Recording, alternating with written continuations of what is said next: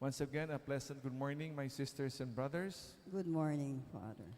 We, as I mentioned earlier, we hear that beautiful, horrible story, in the first reading about something that is not for sale, pero pinilit, hanggang buhay ang ibinigay.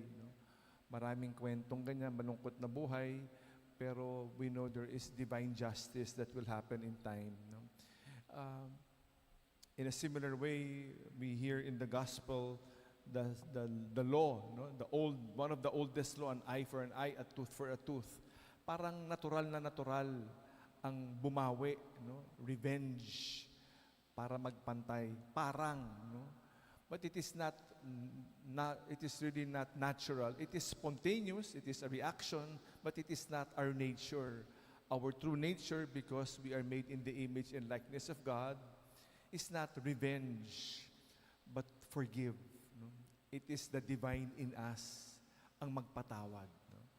So it is very difficult, but it is what makes us human.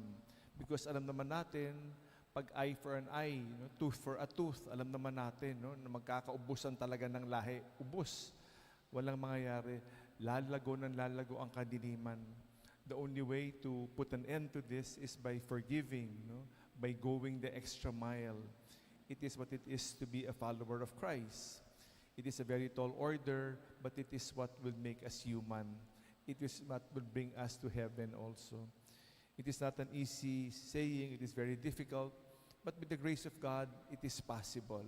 Posible naman. So we ask the help of God today and every day to make this possible. To go beyond what is expected of us, and going beyond is really a divine act with the grace of the Lord. Salamat, Panginoon, sa paalala sa atin ngayon. Salamat sa kanyang pagmamahal. Salamat sa tawag to go beyond.